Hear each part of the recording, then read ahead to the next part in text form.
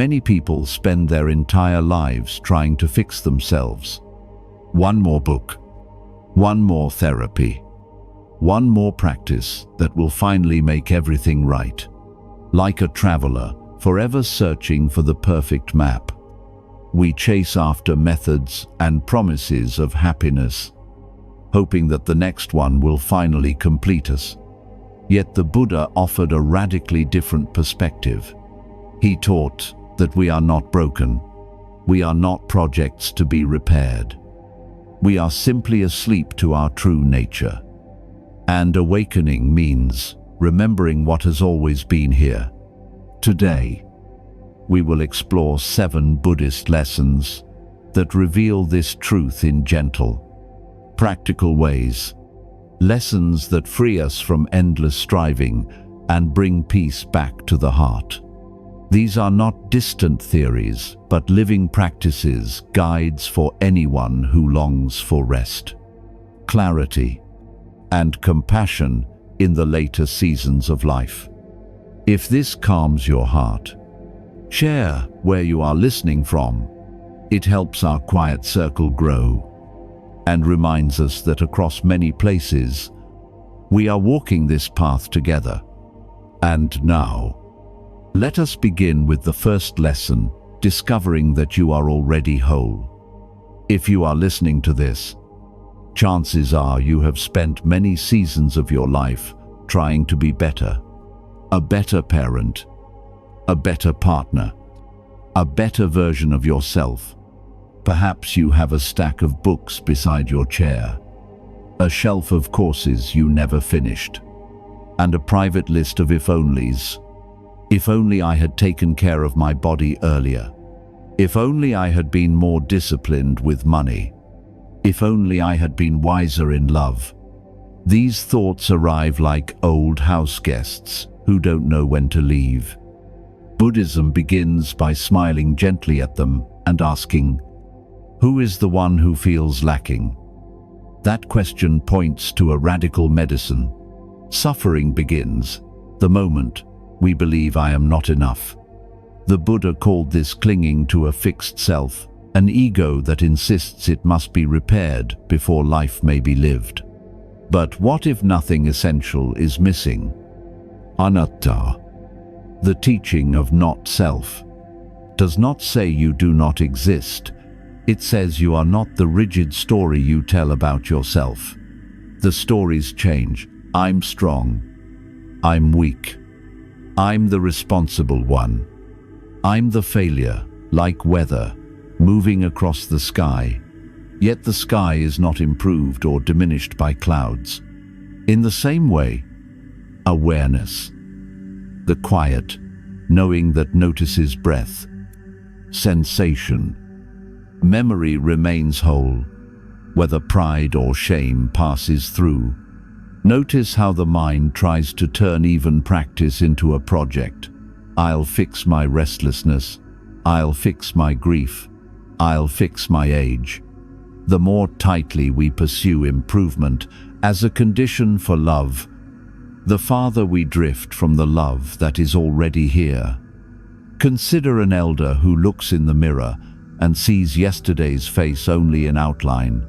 The knees ache. The hands tremble, pouring tea. An ache of regret rises. I used to be quick. I used to turn heads. I used to matter more. Buddhism invites a different gaze. A flower in April is not better than the same flower in October. The blossom and the seed, the fragrance and the fall, each is complete. You did not become less true when the hair silvered. The friendships you kept, the mistakes you made, the mornings you began again, this is your full ring of growth. Like the rings of a tree, you are the whole tree, not just the spring leaf. Let's make this practical. When the thought I am lacking appears, meet it with curiosity. Where do I feel it in the body? Tightness in the throat, a heaviness behind the eyes. Place a palm there. Breathe. Name it softly. This is the sensation of not enough. Do not argue with the mind, it loves debate. Offer compassion to the feeling. Compassion is how awareness holds experience without calling it a mistake. Often, after a minute or two of kind attention, the knot loosens on its own. Not because you solved a problem, but because you stopped believing you were the problem. You might ask, but what about my flaws? I can be impatient. I can be stubborn. Don't these need fixing? In Buddhism, we speak of skillful and unskillful actions, not sinful identities. Patience can be trained. Yes, stubbornness can be softened. But training a habit is not the same as repairing a person. Imagine your life as music. Some notes are sharp, some tender, some off-key, until practice refines them. Yet the point of music is not to eliminate every wobble. It is to keep the song alive. You are not a problem to be solved, but a song to be sung. When you forget this, improvement becomes a prison. When you remember, improvement becomes play. There is also the fear that if we stop trying to fix ourselves, we will grow lazy or indifferent.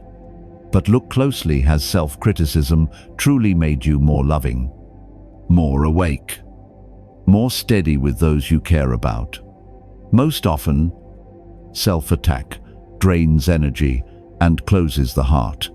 Acceptance is not passivity, it is the ground from which wise action grows. A gardener does not scold a rose into blooming. She gives the right conditions: light, water, patience. In the same way, give your heart the conditions of kindness, and it naturally inclines toward better choices, not from fear, but from alignment. Try this brief inquiry the next time regret visits.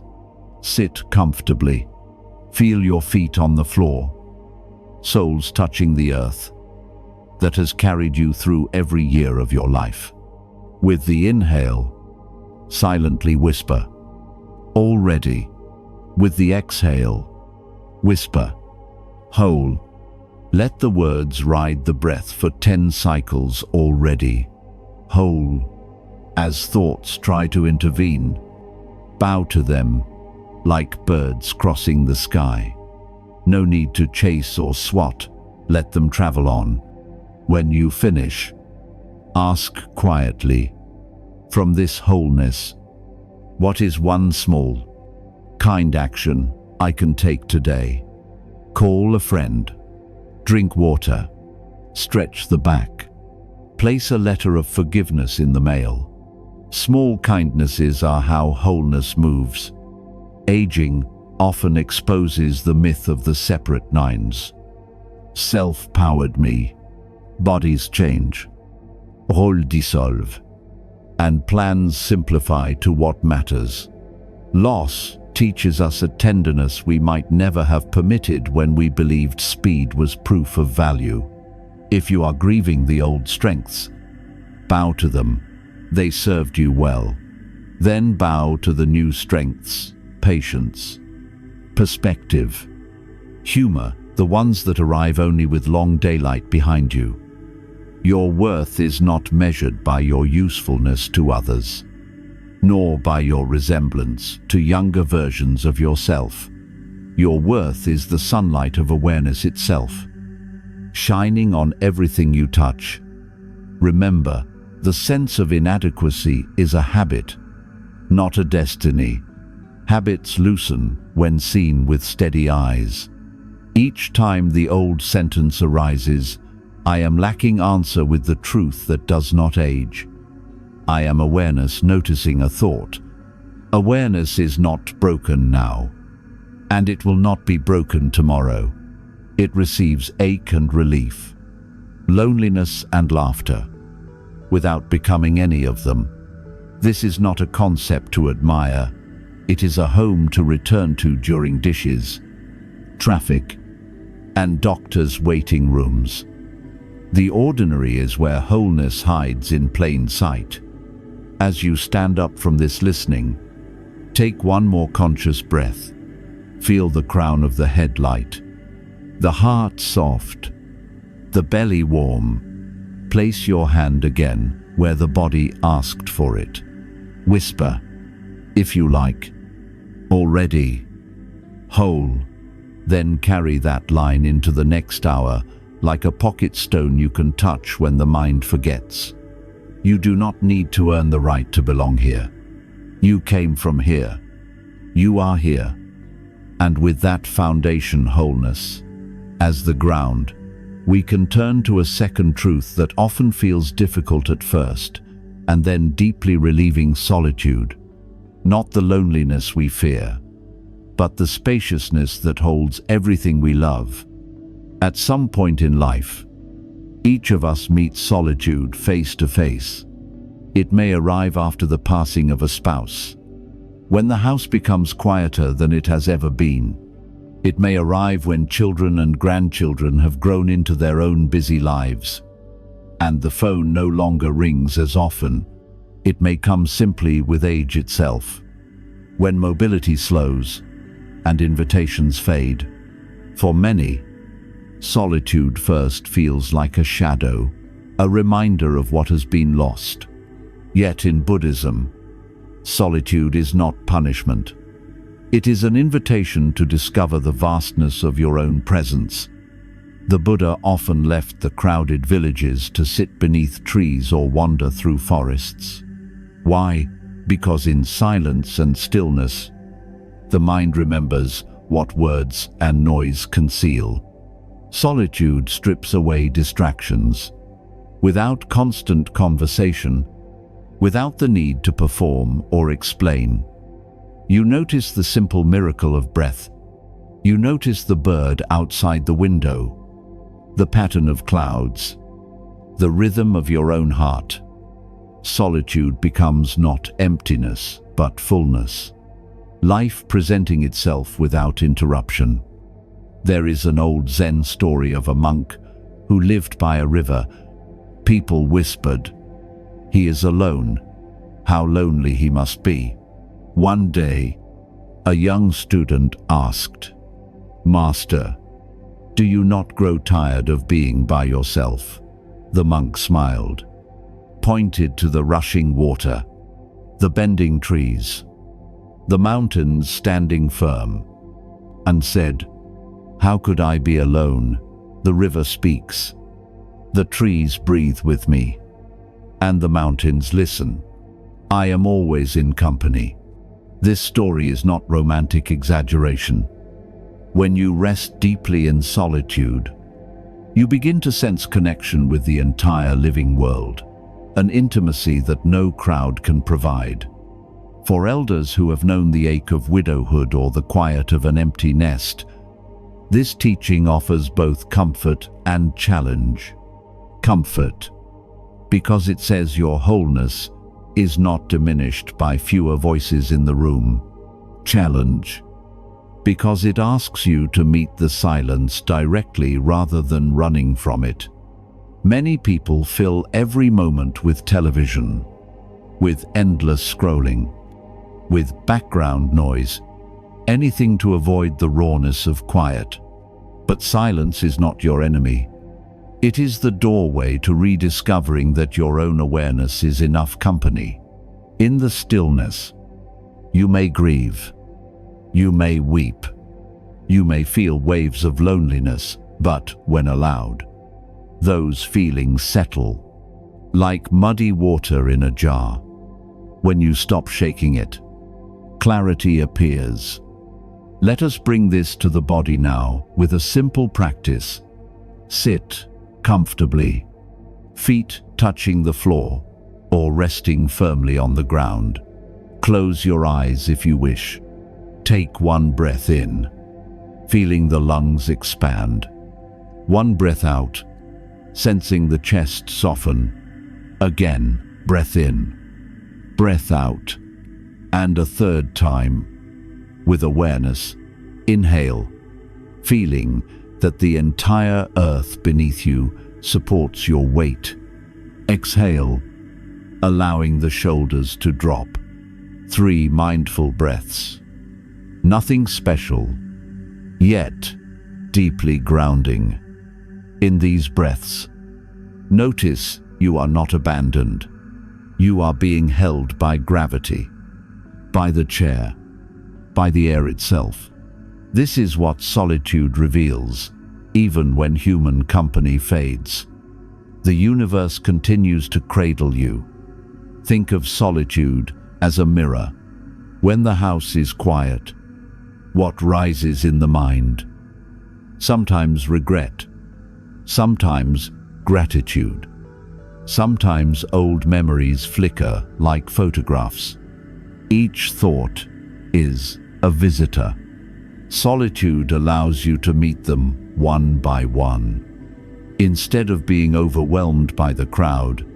And over time, you begin to notice something deeper than the thoughts, the silent awareness that watches them come and go. That awareness is not lonely. It is vast, like a clear sky. It welcomes each cloud, each bird, each star, without clinging. Resting in that awareness is resting in your truest company. For those who fear solitude, it may help to reframe it as friendship. In Buddhist practice, we speak of kalyana mitta, spiritual friendship. While this often refers to companions on the path, solitude can itself be a spiritual friend because it teaches you to rely on the deepest source of companionship, your own awakened heart. When you no longer demand that others fill every silence, you relate to them more freely, more lovingly, without neediness. Paradoxically, the more at ease you are in solitude, the more genuine your relationships become. You might notice, too, that in solitude, creativity reawakens.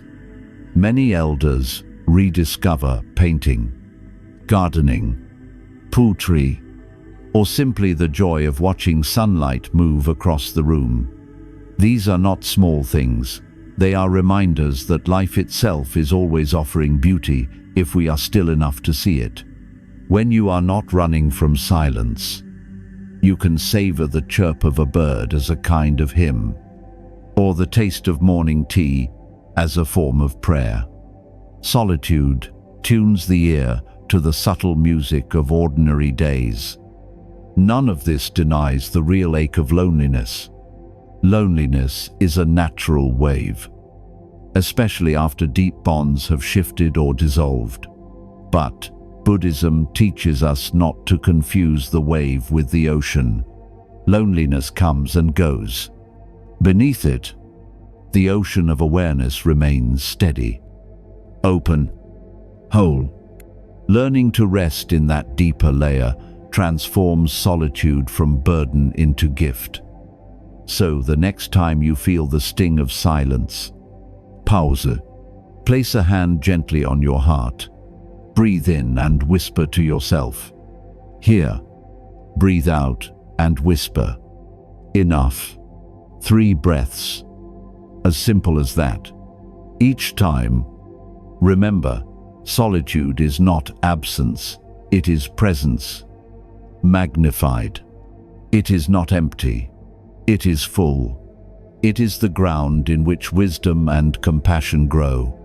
And once you discover the richness of your own presence, you are ready to turn outward again in a new way. You are ready to see that the love you share need not cling or bind, it can flow freely.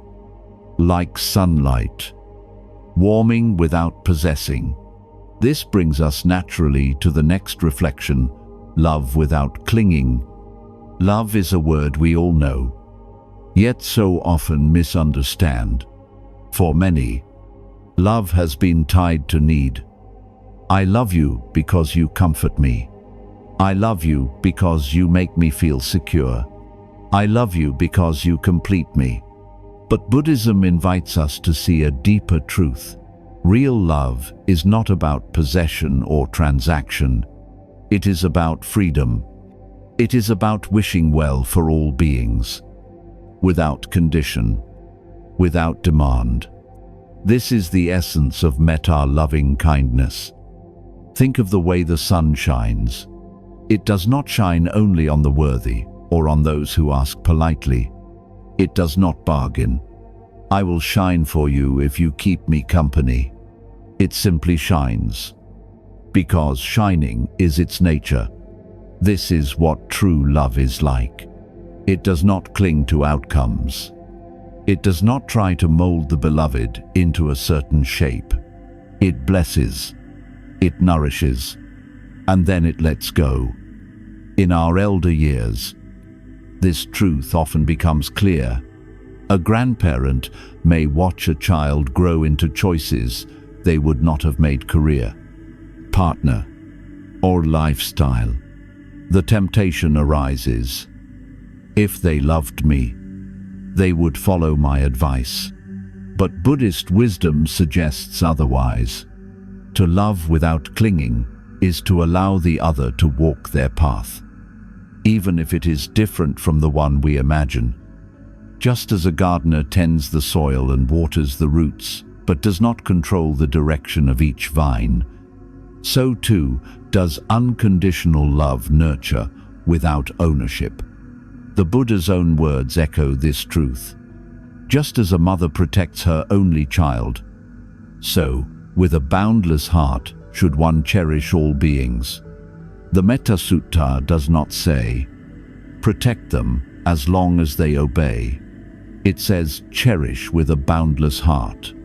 This boundlessness is not weakness, it is the deepest strength, because it requires us to release control, to risk vulnerability, and to trust the unfolding of life beyond our grasp.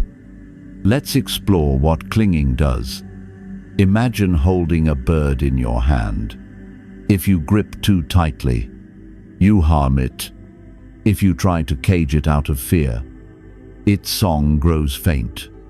But if you let your palm rest open, the bird may still choose to stay near. That is the paradox of love. The more freedom you give, the more intimacy you invite, and if the bird flies away, the love remains. Because love was never dependent on the bird's presence. It was the state of your heart all along. This lesson applies not only to relationships with others, but also with ourselves. Many spend a lifetime clinging to the image of who they used to be: the younger body, the stronger back, the quicker mind. That clinging makes aging heavier than it needs to be. To love yourself without clinging is to embrace each stage of life as complete, not as a loss of value. When you can smile at your wrinkles, the way you once smiled at your youth, you begin to taste freedom. Try this simple reflection. Sit quietly and call to mind someone you love.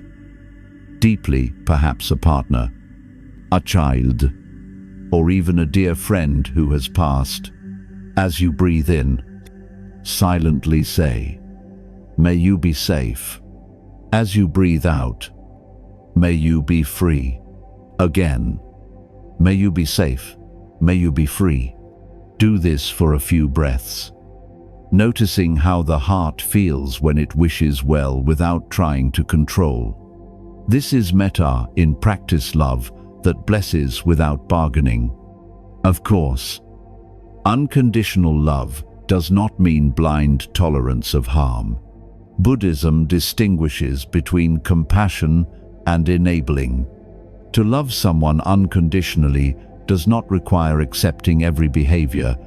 Boundaries can be set with kindness. Just as a mother prevents her child from touching fire, not out of control, but out of care. Love without clinging is wise. It sees clearly, and it responds with both gentleness and firmness when needed. Reflect on your own life. When have you felt most deeply loved? Was it when someone tried to control you? Or when someone accepted you as you were, flaws and all?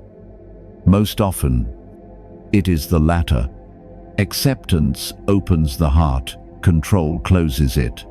Love without clinging is the art of offering that same acceptance to others and to ourselves.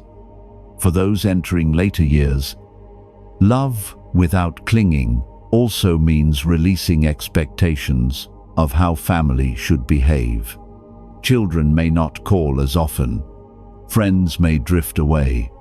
Rather than clinging to disappointment, we can practice gratitude for every moment. Shared ahuk, each laugh. Each memory is complete in itself. Nothing is guaranteed, so nothing is wasted. When love is freed from possession, it becomes spacious. It becomes capable of including not only family and friends, but also strangers, neighbors, even those who have hurt us. To wish well for all beings is to recognize that, beneath roles and histories, we all share the same desire to be happy, to be safe, to be free. This universal love softens the edges of bitterness and opens the door to compassion, even in difficult circumstances. So, let us remember to love without clinging is not to diminish love, it is to deepen it. It is to become like the sun, shining without demand. It is to bless others on their path while walking firmly on our own. It is to hold people in our heart without trying to hold them in our grasp. And when we release this grasp, something extraordinary happens. The heart becomes light. The heavy weight of needing others to be different in order for us to be happy falls away. What remains is a love that is steady, resilient, and free. With this freedom in the heart, we turn naturally to the next wisdom on our journey, the art of letting go, not just in relationships, but in all of life's changing tides. Letting go may be one of the hardest lessons for the human heart. We hold on to people, memories, grudges, and even identities long past their time. We grip tightly because we fear that if we release, we will lose ourselves. Yet, the Buddha taught that all things are impermanent, anicca. Everything that arises must pass. Blossoms fall, rivers change course. Even mountains crumble with time. To cling is to struggle against the natural current of existence. To let go is not defeat. It is the only way to move with life instead of against it. Think of your own life. Perhaps there is a resentment you've carried for decades, an argument with a sibling, a betrayal by a friend, words spoken that you never forgave. At the time, the anger felt justified, perhaps even necessary. But year after year, carrying it is like dragging a heavy stone on your back. The person may no longer be alive, yet the weight remains. Buddhism invites us to loosen that grip, to see the burden for what it is suffering added to suffering. By letting go, you do not excuse the past. You simply free your heart to breathe again. The image often used is of a clenched fist. Hold your hand tightly for a moment. Feel the tension in the knuckles, the strain in the muscles. Now, slowly release. Notice the warmth, the ease, the circulation returning. This is the body's reminder. Clinging contracts. Letting go relaxes. The same is true in the mind. Each time we soften our grip on old stories, the heart expands. Letting go does not mean giving up on life. It is not passivity. Rather, It is intelligent. Surrender to impermanence. Imagine standing beside a river in autumn. Leaves fall into the current and float away. You could try to catch them all, but your arms would quickly fill. Or you could stand still, watching leaf after leaf drift downstream, trusting the flow. In the same way, our worries, regrets, and plans arise. Instead of clutching each one, we can place them gently into the river of awareness and let them be carried. Let's try a short reflection together. Close your eyes if you wish. Picture a leaf in your hand. Into this leaf, place one worry that has been clinging tightly to your chest. Perhaps it is a fear about health, a regret about the past, or an uncertainty about family. See the leaf holding that worry. Now imagine releasing the leaf into a gentle river. Watch it float, spinning lightly, carried downstream by water that knows exactly where to go. Breathe deeply. Notice how the body feels when the leaf is no longer in your hand. This is the felt sense of letting go, not a concept, but a practice. In Buddhist teaching, attachment is often described as the root of suffering. But remember, attachment here does not mean love. You can love deeply without clinging. Attachment is the insistence that things remain as I want them to be. Love, when free, accepts that things change. Parents love children, yet must let them grow and go. We love our bodies, yet must allow them to age. We love our homes, yet must one day leave them. Each act of letting go is not an ending, but a gateway to a deeper trust in life's unfolding. Consider how elders often find peace not by acquiring more, but by releasing. Closets are cleaned, papers sorted, possessions given away. There is relief in traveling lighter. The same is true inside. Release the grudges, the harsh self-judgments, the endless what-ifs. Carry only what nourishes. A soft smile, a kind memory, a present breath.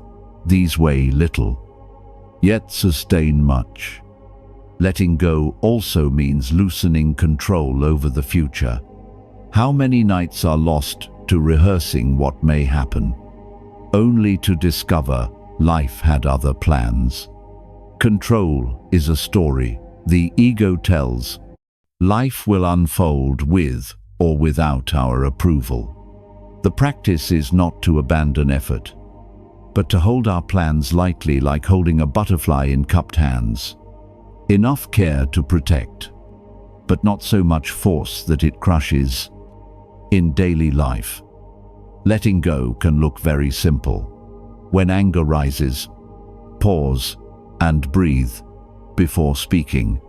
When regret surfaces, acknowledge it, then return attention to what is here now.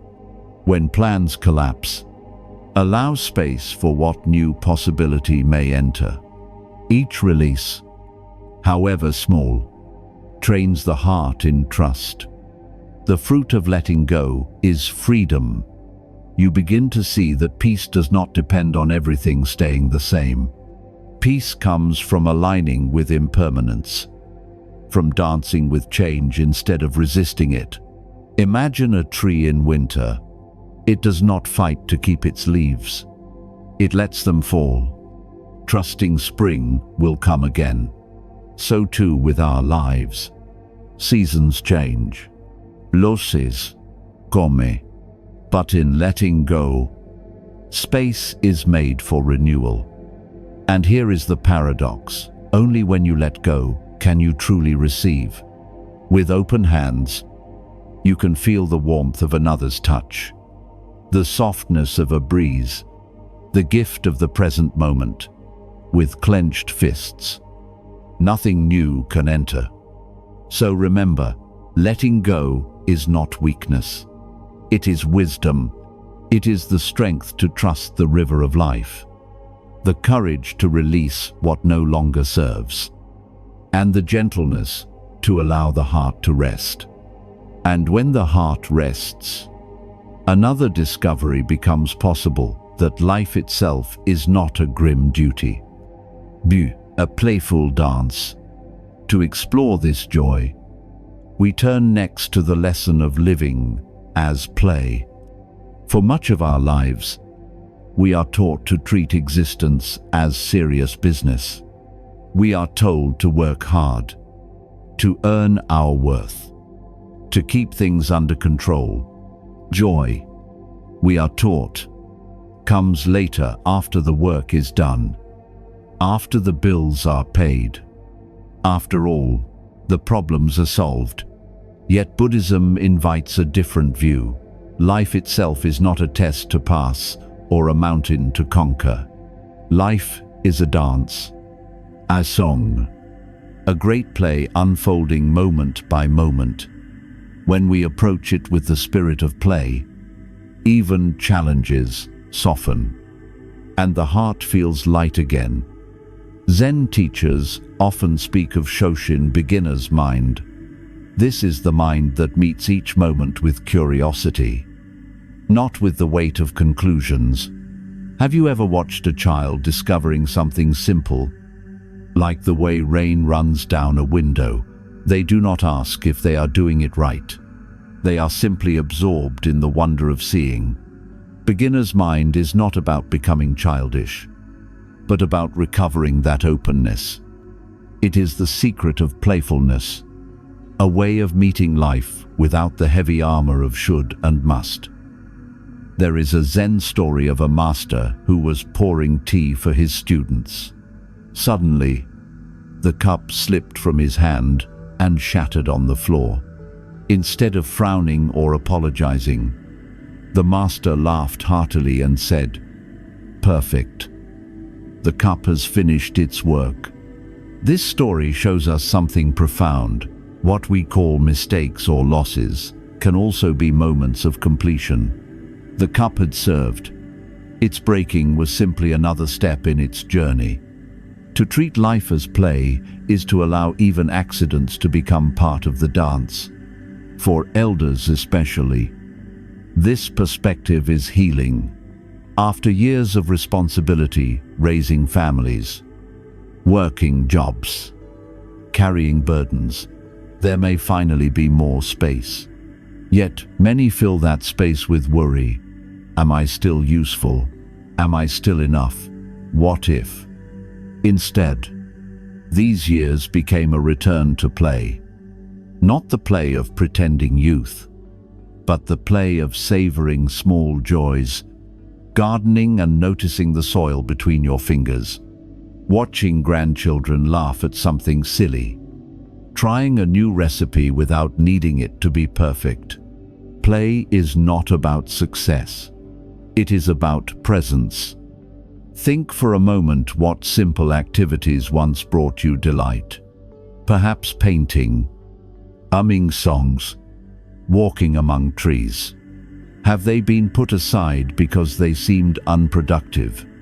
Buddhism reminds us that joy is not a luxury, it is part of the path. The Buddha himself said that one who knows how to walk mindfully, smile gently, and take delight in small things is already touching nirvana here and now. This playful spirit changes how we meet difficulties. 2. Instead of seeing obstacles as proof of failure, we can see them as puzzles, invitations to be creative. A senior who forgets small details might laugh gently instead of collapsing in shame. A physical limitation might become a chance to discover new rhythms, new ways of moving. The attitude of play transforms burdens into lessons and lessons into lightness. Try this. Choose one ordinary task today and approach it as play. perhaps washing dishes. Instead of rushing, notice the bubbles, the feel of water, the shine returning to the plate, or when folding clothes. Experiment with treating each fold as a gesture of art. Smile at the absurdity, if you wish that smile itself is part of the play. When we release the demand that life must always be serious, we discover something remarkable. Our energy increases. Creativity flows.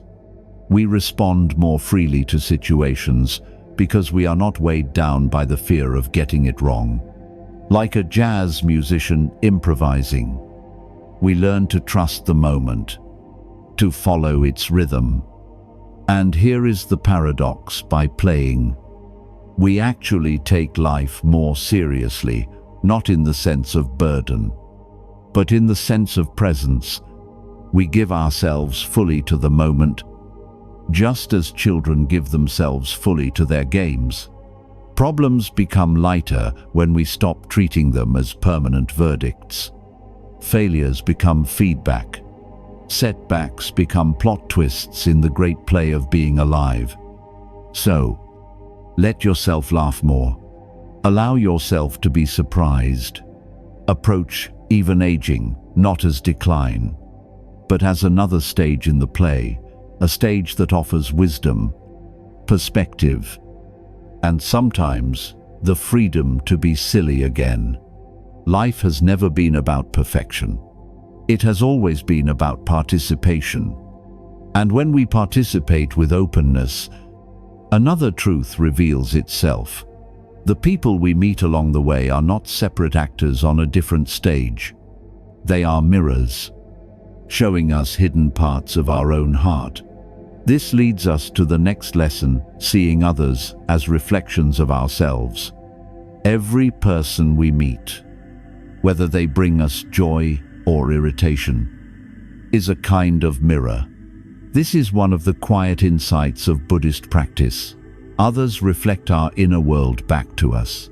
Their kindness awakens our own capacity for kindness. Their anger reveals the echo of anger within us. Their stubbornness, their generosity, their fears, all of these qualities, when noticed, invite us to see what lies unacknowledged in ourselves. The Buddha emphasized the importance of kalyana mitta, spiritual friends, those who support us on the path of awakening. But a spiritual friend is not only the kind teacher or gentle companion. Sometimes it is the sibling who triggers our pride, the neighbor who tests our patience, or the stranger whose suffering pierces our heart. Each of them reveals something of our own mind. If we are willing to look, relationships become a living monastery, a field of training more intimate than any temple. Consider a common example among elders' old family conflicts. Perhaps a brother or sister still insists on an old story about who was right decades ago. The interaction stirs something: deep frustration, defensiveness, maybe sadness. It is easy to conclude they will never change. But the Buddhist lens asks a subtler question: what in me is being touched here? Why do these words have such power? Often, the sting comes not only from the present moment, but from the pride or hurt we have not released in ourselves. By recognizing this, we transform blame into awareness. We see the mirror. This recognition does not mean excusing harmful behavior. It means we stop pretending the other person holds the key to our peace. The key has always been within. When irritation arises, pause. Instead of immediately judging or reacting, ask, what is this showing me about my own heart? Maybe the sibling's stubbornness reveals our own attachment to being right. Maybe the neighbor's complaints reflect our own tendency to dwell on small grievances. Each discovery is not condemnation, but an opening to deeper honesty. Seeing others as mirrors also allows us to appreciate what inspires us. When we admire someone's patience, generosity, or courage, it is because those same seeds exist within us. We could not recognize them otherwise. The elder who marvels at a friend's calm in illness is also glimpsing their own potential calmness. The grandmother who admires her grandchild's curiosity is reconnecting with her own capacity for wonder. In this way, admiration becomes encouragement, a reminder of what we already carry. Try this reflection. Think of someone who irritates you. Hold their face gently in your mind. Notice the quality that bothers you most. Maybe arrogance, maybe complaining, maybe neediness. Now, ask yourself softly, where does this quality live in me? Not necessarily in the same form, but perhaps in subtle ways. Perhaps their arrogance reminds you of the times you dismiss others. Perhaps their neediness reflects the vulnerable parts of you that you hide. Simply notice, without judgment. Awareness itself is the beginning of release. The gift of this practice is compassion. When you realize that the other's flaws are not foreign but shared possibilities of the human heart, harsh judgment softens. You no longer need to divide the world into good people and bad people. Instead, you see the whole spectrum of humanity moving through each of us. From this perspective, forgiveness becomes more possible, not as approval of behavior, but as recognition of shared imperfection. Relationships then shift from being battlegrounds to being classrooms. Every conversation, every conflict, every act of kindness becomes a teaching. The difficult neighbor becomes a teacher of patience. The devoted friend becomes a teacher of loyalty. Even those who wound us become teachers of boundaries and resilience. In this way, no encounter is wasted. For elders, this practice is especially liberating. With decades of history, it is easy to become fixed in opinions about who others are. But when we see them as mirrors, we allow fresh possibility. That sibling who always annoyed us might reveal our own lingering wounds. That adult child who makes choices we would not can teach us about letting go. Each reflection gives us another chance to wake up to ourselves. And as we deepen in this mirror practice, a final realization arises behind all the reflections is the one who sees. Awareness itself, spacious and unchanging, is the true ground. Others may reflect different aspects of us, but the sky of awareness remains steady. To rest in that awareness is to find peace beyond the shifting mirrors. This leads us naturally into our final lesson, resting in awareness itself, not fixing, not becoming, but remembering the vast sky-like mind that holds it all. There comes a moment when the search for improvement, for control, for explanations, runs its course. We realize that life cannot be tamed into perfect order, that others will always mirror back both beauty and difficulty, and that grasping only tightens the knots we wish to loosen. In Buddhism, this is the moment we are invited to rest, not in resignation, but in awareness itself. Awareness is like the sky. Thoughts, emotions, sensations are like clouds passing through. Some days the sky is filled with storm, some days scattered with wisps of white, and some days vast and clear. But no matter the weather, the sky itself remains untouched. In the same way, Awareness holds sadness without becoming sad, anger without becoming angry, joy without clinging to joy. It is steady, unbroken, always here. Many of us believe meditation means fixing the mind, forcing thoughts to stop, or manufacturing peace. But true meditation is not effortful control. It is recognition. Recognition that you are not the storm. You are the sky. The Buddha often described this practice as simply knowing and seeing, to sit quietly and notice what is present, without judgment, without needing it to be different. Let us try a simple body practice together. Sit comfortably. Close your eyes if you wish. Take one slow breath in and one slow breath out. Now, gently scan through the body.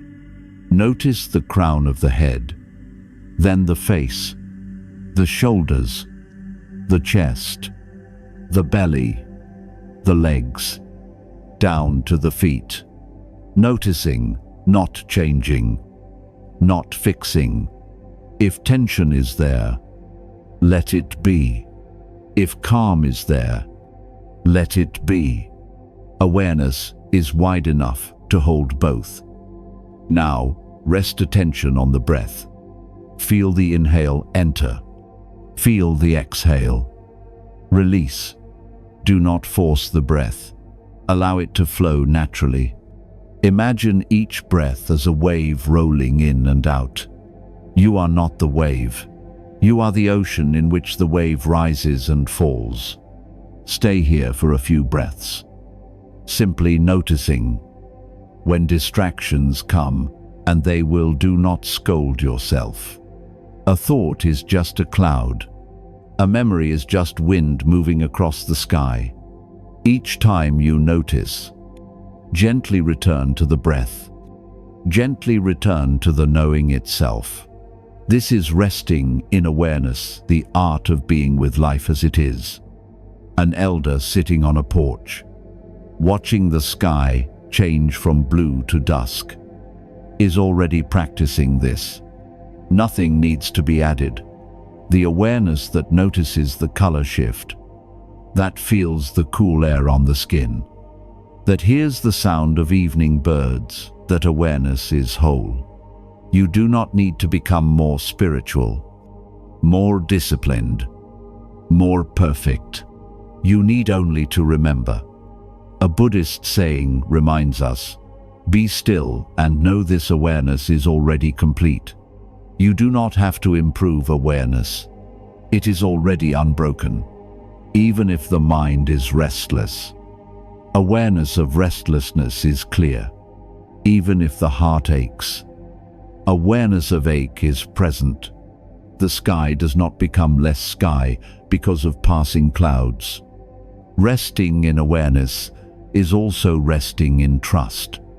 Trust that you are held by something larger than the small self that tries so hard to manage everything.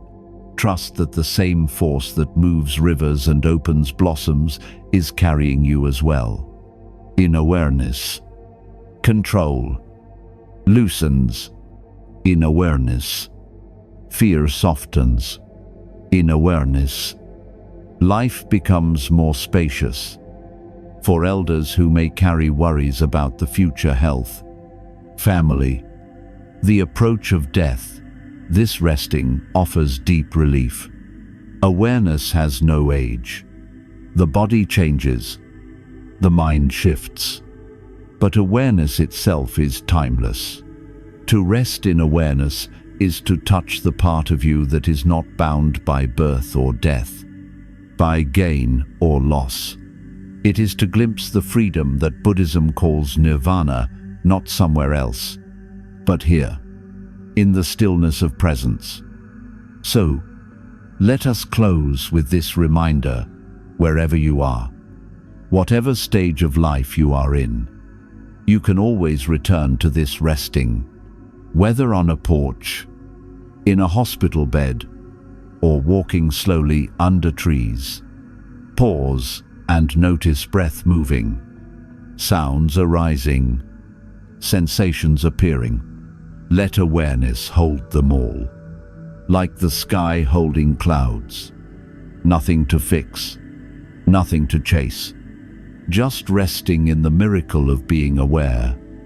And, as we rest here, we also remember the path that has guided us to this point, seeing our wholeness, honoring solitude, loving without clinging, letting go, playing with life, learning from mirrors, and finally, resting in awareness itself. These are not separate steps, but facets of one jewel, the jewel of awakening available in every breath. As we come to the close of this journey together, take a gentle breath and feel the wisdom of these teachings settle in your heart. We have walked slowly, one lesson at a time, pausing to reflect, pausing to breathe. And now, like threads woven into a single cloth, let us gather them into one whole. First, we remembered you are already whole. The sense of lacking is only the echo of ego's illusion. Like a flower blooming in spring and fading in autumn, each stage of your life is complete. You are not a problem to fix, but a song to be sung. Then we explored the gift of solitude. What once felt like emptiness revealed itself as spaciousness. Alone does not mean abandoned. The trees, the river, the very earth beneath your feet are your companions. In solitude, you rediscover that your own presence is enough. From there, we turn to love without clinging. True love is like sunlight shining freely, blessing without demand. The Metta Sutta reminds us, just as a mother protects her only child, so, with a boundless heart, should one cherish all beings. To love in this way is to set both yourself and others free. We practice the art of letting go, like unclenching a fist.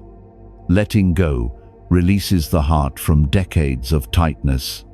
Worries became autumn leaves floating down a stream, carried by a river that knows its way. In release, we found ease. We learned to see life as play. With beginner's mind, we rediscovered joy in small things, a laugh, a garden, a teacup breaking at the perfect time. Life is not only duty, it is also a dance. Participation, not perfection, is the point. We recognize that others are mirrors. Our encounter, whether tender or tense, reveals a piece of our own heart. Those we admire show us what we can become. Those who irritate us point to what we have yet to integrate. In every reflection lies the chance to awaken compassion. Finally, we rested in awareness itself. We discovered that we are not the storms of thought and emotion, but the sky in which they appear. This awareness is timeless, already complete. In resting here, we touch the peace that does not depend on conditions. These 7 lessons are not steps to finish, but reminders to return to. They are seeds planted in the soil of your heart. Water them with attention, sunlight them with practice, and they will grow into steady companions for the years ahead. So as you step back into the rhythms of your day, whether sitting quietly at home, walking among trees, or sharing tea with a friend, carry this truth. You are whole. You are never truly alone. Your love can be free. Letting go brings ease. Life is play. Others are mirrors. And awareness is your resting place. Let me leave you with one gentle invitation. Which of these lessons touched you most today?